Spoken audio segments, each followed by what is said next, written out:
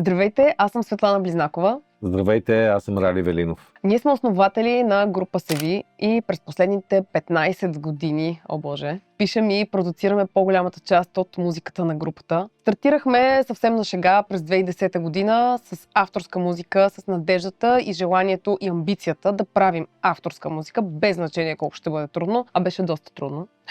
Би го направила отново с всичките трудности, с всичките перипети, с всичко, с което трябваше да се сблъскаме като самопродуциращи се музиканти. Едно нещо ни водеше и това беше любовта към музиката, желанието да бъдем всеки път все по-добри, да даваме на феновете най-доброто от себе си. През годините имахме възможността да се срещнем и да работим с уникални имена в музикалния бизнес. Продуценти като Кейн Чурко, който работи с Ози Осбърн, с Hellstorm. Продуценти като Дитър Диркс, който работил с Scorpions. Последните няколко албума пък направихме с миксинг инженер на Лакуна Койл, Марко Барусо. Свирили сме с имена като Епика, Evanescence, Europe.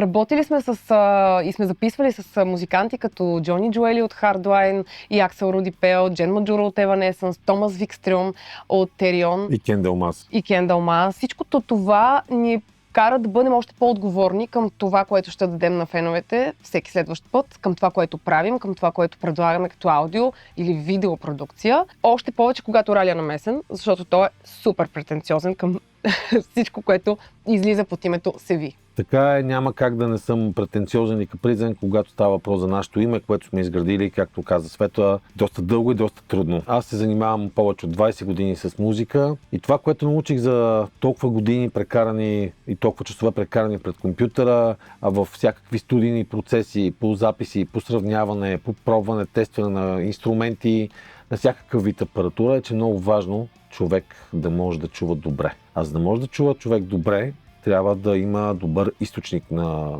този сигнал, което в студийната работа това са мониторните колони. Мониторните колони са изключително важно нещо за всяко едно студио, било то домашно или професионално. Ние сме минали през десетки чифтове мониторни колони, някои добри, някои лоши, някои активни, някои пасивни. Добавили сме буфери, усилватели, какво ли не, до един момент, в който не се запознахме именно с if Audio. Кога беше това всъщност? Това беше преди доста време. Колко време мина? Това беше точно... Дали не беше преди втория или третия албум? Това беше в началото на записите на третият ни студиен албум Follow Me. Точно така, да. Един приятел ме беше посъветвал да им обърна внимание да ги чуете. Бях сравнително нов бранд и да си призная, аз не ги бях чувал до тогава изобщо. Седнахме да ги слушаме, тогава си спомням, че пробвахме модела SC207 и го сравнявах с много мониторни колони в този клас и малко по-висока. Те изпъкнаха категорично тогава, това няма да го забравя, прямо другите мониторни колони, защото бяха много по-прецизни, много детайлни. За мен пък бяха сякаш комфортни, но винаги съм работила над тях. Аз като певица държа много да ми харесва една мониторна колона, как звучи, не просто да бъде суха, вярна по всички правила на звукозаписното изкуство. Исках просто да ми харесва, а тези колони ми харесаха определено, бяха. Знаеш ли, за мен думата мониторни колони е малко преувеличена, защото за мен лично мониторната колона трябва да бъде колона, която ти на първо място харесваш как звучи, и на второ място достатъчно добре познаваш. Това ми направи впечатление в if Audio. Тя хвана ми ухото от първия път, когато чух на нея някаква музика. Естествено ги купихме веднага и те станаха част от нашето домашно студио и от тогава имаме прекарани наистина хиляди часове пред тях. И 3-4 албума записани. Това, което пък мен ме удивлява в if Audio е, че в един момент се стигна до там, че вече нямаше нужда да сравняваме миксовете, които са готови за издаване на различни други звуконосители. Преди обикновено слушахме в колата, слушахме на слушалки, слушахме в репетиционната, обаждахме се на приятели да им ги изпращаме. Когато свикнахме с if Audio, знаех, че ако микса ми хареса как звучи на if Audio, значи е достатъчно добър и може да пътува към радиото.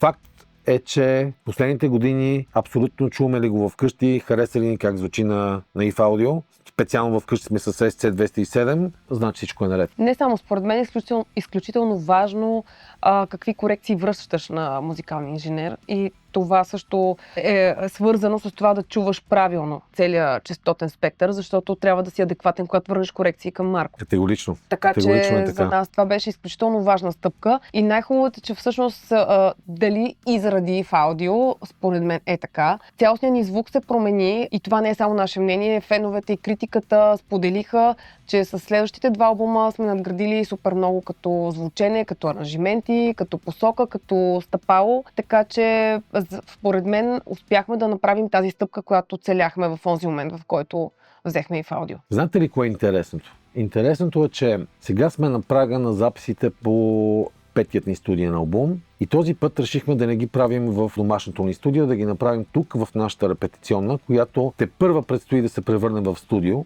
Стига да почти се е превърнала. Почти. Според мен сме още в началото, но както и да е. Едно от първите неща, които трябваше да сложим, за да започне да кандидатства за категорията студио, бяха мониторните колони и точно в този момент и в аудио пуснаха новата екзосерия. Без никакво колебание поръчахме ги, без дори да ги чуем, на пълно доверие. Поръчахме ги, дойдоха, ето вече са тук. И мога да ви споделя първите ни моментални впечатления от преди няколко дни, от когато ги монтирахме. Първото и най-важното нещо е, че те не те изморяват. Стига да слушаш на нормални нива, на нормални децибели, дори да слушаш 8 часа, 10 часа, оставаш адекватен, не ти пречат. Абсолютно е така. И най-вече слушаш музиката, слушаш микса, а не колоната. Някак си не отмества вниманието ти от музиката, което според мен е супер важно и ценно. Има още много какво да ви кажа за EXO 27, сравнявайки го с предходния модел, с SC207, който ми е до болка познат вече, както стана ясно. Това, което на мен ми прави впечатление, при EXO 27 на първо място са увеличили чувствително мощността. Това ги прави подходящи не само за малки домашни студия, прави ги подходящи за всякакви студия. Мощността е почти двойно увеличена, поне ако правилно си спомням аз от това, което четох. На второ място, честотният диапазон също е увеличен, което не е без значение. От 44 Hz до 21 кHz при SC207, сега е променено и ниските слизат от 41 Hz до 24 кHz, което е доста. Особено когато правиш рок и метал, както е в нашия случай. Според мен и в аудио бележат много точки, защото поне за мен това е супер важно да имаш, особено сега и с модела EXO 27, да имаш толкова стегнати ниски и дори да нямаш буфер, можеш спокойно да чуеш и баса, и касата, да се ориентираш къде си в микса, което според мен е супер ценно. Категорично е така. Друго нещо, което ми направи впечатление е OLED дисплея, който се намира на гърба на колоните. Много полезен фичър, много добра опция, за да можеш нагледно да виждаш и доста по-лесно и прецизно да нагласиш всички DSP корекции, както примерно 4-бандови еквалайзер, както и много други, които вие сами ще откриете. Друго нещо, което също много интересно и трябва да се спомене, това е промяната в конструкцията, в архитектурата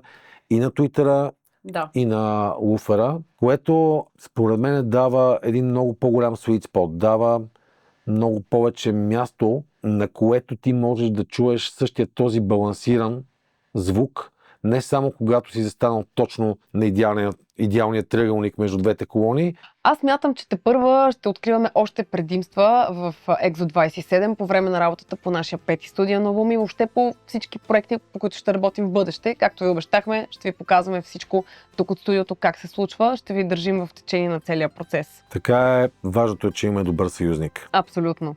Между другото, сега като се замисля, ако има нещо, което със сигурност съм научила за тези 15 години работа, е, че ако искам да получа накрая един добър микс, който да харесвам, който да ми е приятно да си пускам отново и отново, с който да се гордея, то трябва да мога да произведа в своето студио, домашно или каквото и да е, да произведа едно много добро демо, което да илюстрира идеално и по най-добрия начин моята идея, това, което искам да чуя накрая.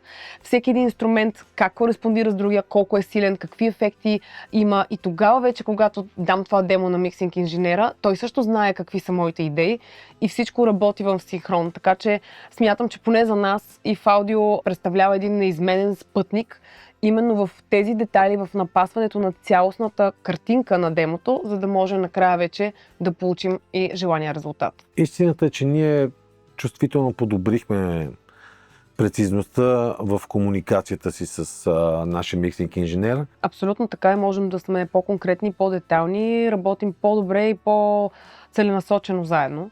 За нас поне и в аудио работи във всяко едно отношение. Опитайте ги и вие може пък да работите и за вас.